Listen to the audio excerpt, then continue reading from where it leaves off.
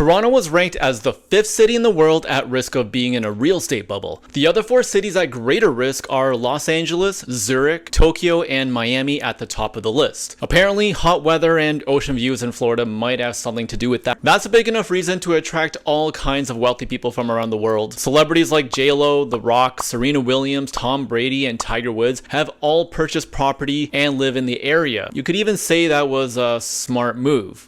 Being able to live next to a celebrity or top world athlete probably has an effect on creating more demand and higher competition in the real estate market. There's a limited number of luxury seaside properties, and that limited supply makes it more attractive. But how is Toronto on the top 5 list for the cities at risk of being in a housing bubble? Toronto doesn't have the same waterfront luxury, so how in the world are we in the number 5 spot, and what does that actually mean? Are we really at risk of being in a real estate bubble? And by the way, what is a real estate bubble anyway? Hey Google, what's a housing bubble? According to Wikipedia, a real estate bubble or property bubble is a type of economic bubble that occurs periodically in local or global real estate markets, and it typically follows a land boom. A land boom is a rapid increase in the market price of real property, such as housing, until they reach unsustainable levels and then declines.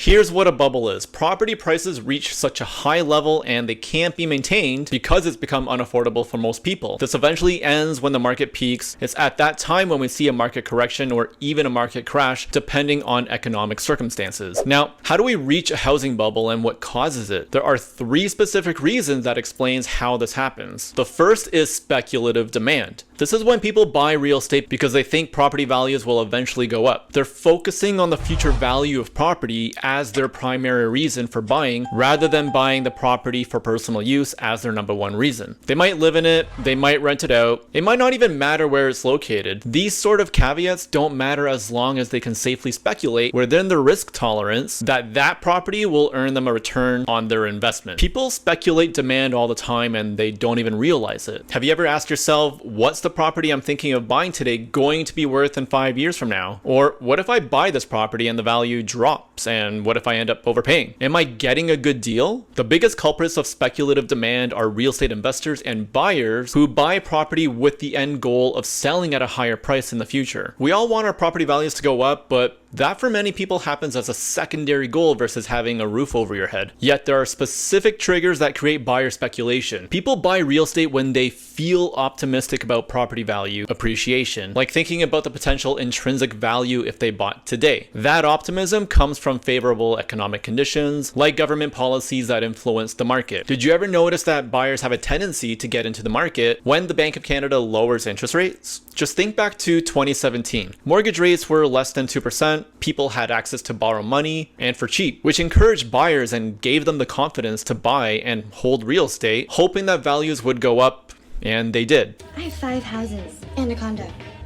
Hey, there's a bubble. People were basically getting money from the bank for next to nothing. This also meant the barrier to entry into the real estate market was really low. You also see buyers speculating the real estate market in new suburban development areas that might lead to more housing demand. Things like public transit expansions, or like whenever you see a new Costco or a Walmart being built. This kind of news gets people excited and they begin speculating future real estate values in those areas. Why do you think people keep moving further away from the city? Durham region only used to be Pickering, and now it takes an hour to travel across the entire city on the 401. Speculative buyers also buy in areas where housing supply is limited. Toronto is still a prime example of this. People from all over the world have targeted Toronto as a city worth buying into because of the limited housing supply, which has driven home prices up. The second reason that leads to unsustainable property values is excessive borrowing. This is when a buyer takes on more debt without fully understanding or maybe even just completely ignoring the financial dangers and risks. The prices that property gets sold for tends to go up when there's a high demand and when a mortgage loan is cheap and easily accessible. They borrow so much of this cheap money from the banks that it's often beyond their ability to repay if something were to happen. Think back to the early days of the pandemic. Investors felt the pressure of lower demand and had to sell their properties for cheap, maybe even netting a negative return on their investment. 2 years ago, interest rates went up and the same thing happened. In both cases, we ended up seeing falling home prices and excessive amounts of housing supply. And leading up to this, buyers had borrowed so much beyond their budgets just to be able to afford afford higher value properties than they could actually sustain. They get into the market because they're overly confident by speculation, which brings us to the third reason. The third reason that leads to property values that can't be sustained is overconfidence. You see this happen when home prices go up and there's no real fundamental reason why. People often refer to this as market exuberance or market euphoria. People basically get into the highly optimistic mood and feel great about the real estate market. Investors start believing that home prices will just keep going up, and they ignore economic fundamentals and the potential risk because they're caught up in the emotional high. So when we look at housing bubbles, they happen when people rush to buy property, assuming they can sell at a higher price in the future. The same speculative demand pushes prices up so much that can lead to a market correction, similar to what happened in 2017 and in 2022. People borrowed more money than they could actually afford without caring about the risk of falling home values and changing personal financial situations. And the overconfidence that buyers get comes from people not wanting to miss out on the opportunity of making that bet and winning big on it. This is what FOMO is. People don't want to be left out of the hype. But eventually the hype dies down and demand slows down as well when prices become unaffordable. This ends with a market correction, with home prices reverting back to more realistic values, sometimes and often never as low as they once were. This is where the market bubble bursts. But who exactly are the people telling us that the Toronto real estate market is at risk of being in a housing bubble? Toronto ranks as the 5th city in the world that's at risk of being in a housing bubble, according to the UBS index. UBS is a company that publishes an annual report, and it basically focuses on real estate prices and potential bubble risk in major cities around the world. And they use an index value that evaluates the likelihood of a housing bubble. So essentially they're evaluating how inflated home prices are and the risk of a sharp decline as in when the bubble bursts. The Bank of Canada considers the UBS index when they're deciding whether it makes sense to raise, maintain, or drop the overnight interest rate, which ultimately impacts how much people can borrow from the banks for their mortgages. And ranking as the 5th city in the world on the index means that they're estimating some amount of probability of people buying Toronto real estate because they're speculating home prices to go up while the cost of borrowing is low, and the eventuality of needing a correction. Okay, so now back to Toronto's UBS index.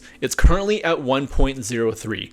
A score above 1.0 is considered to be medium risk. But without any further context, people don't really know how to make sense of this other than what they hear about Toronto being the number 5 city in the world of being in a housing bubble. So here's what this actually means. Last year, Toronto's housing bubble index value was 1.21. 2 years ago, it was 2.24. So the risk is actually trending down. 2021's index for Toronto was 2.02. So between 2021 and 2022, the index trended up. Do you guys remember what the housing market was like in 2021? The index actually lines up with what we saw with home prices during that year, as they shot up like crazy between 2021 and 2022. So let's just assume that the UBS index is an accurate indicator of where the market is trending with respect to housing bubbles and market corrections. And if the index value for Toronto is at 1.03 and nowhere near the 2.24 index value we saw during the market correction, then we can safely say that right now we're not in a housing bubble, nor are we really at risk of a bubble by comparison to the most recent housing bubble and market correction in 2022. In 2022, that's when the average home price was more than $1.3 million. Today, the average is $1.1 million. We had 7,000 active listings on the market in February 2022. Today, there's almost 25,000 active listings, a 350% increase in total housing supply in just 1.5 years. There were 9,000 sales in February 2022. Today, real estate sales are down 26%, with just over 6,000 this month. It used to take less than 2 weeks to sell a property. Probably would have been shorter because in that market, a lot of those 2 weeks were open houses and days purposely held off before sellers even looked at any offers. Now it's taking a month and a half for properties to sell, and the amount of offers have gone down. These are all market trends pointing at the Toronto real estate market being slower today. This also means that we're not at a risk of a housing bubble or a housing bubble bursting. Even new government policies are coming into effect as of December 15th this year. They're helping people enter the real estate market through longer amortization periods, which helps with lower monthly payments. They're also increasing the cap on insured mortgages so people can go out and buy beyond their means if they really want to, but that's not something I'm suggesting. It's just that the option will be there if they want. There's also falling interest rates, which lately is creating a lot of buzz for all the obvious reasons. And don't forget that another interest rate announcement is coming around the same time in December, which makes it even better for people looking to get ready for the spring real estate market. This is a market correction, but if we've learned anything over the last 2 market corrections, they don't last forever. There will be a time when the UBS index value for Toronto goes back up to the 2.0 range, and that's when you need to be careful with the risk you're taking with overinflated home prices and mortgage debt. In 2017, Toronto's real estate bubble burst for the first time since 1989. Home prices peaked in the spring of 2017 and eventually fell by 16%. Part of the correction included the introduction of the 15% foreign buyers tax, which was aimed to slow down foreign investment from overseas investors. It's also the same time that we got the introduction of the mortgage stress test, which came into effect in 2018, and that required anyone getting a mortgage to qualify at a higher interest rate. Toronto was also considered to be in a housing bubble in 2022. Not sure if you knew that. Toronto was ranked as the world's highest risk city for a housing bubble. The average price of a home in Toronto peaked again in February and fell by 21% by the end of the year. Interest rates went up, the market cooled with falling home prices, buyers scaled back, sellers and investors panicked, and overall sales transactions fell by 66%. So is Toronto's real estate market headed towards a crash or a correction? If we're not in a housing bubble despite being on the top 5 list, then there's no risk of a market correction. We're actually in a correction right now, and we have been in a correction for a while. Falling interest rates are a clear sign. Housing bubbles typically burst when the overall market sentiment shifts from optimistic to pessimistic, and right now, there's a more positive outlook on Toronto's real estate market. By the way, if you've come this far to the end of the video, thanks for watching. I'm Fred Tam. I'm a real estate broker here in Toronto, giving you the best real estate tips to help you reach your real estate goals. If you haven't already and you've gained value from this video, hit subscribe, share the video with someone you know. I'm releasing new videos all the time, so stay tuned and I'll see you in the next one. Thanks for watching.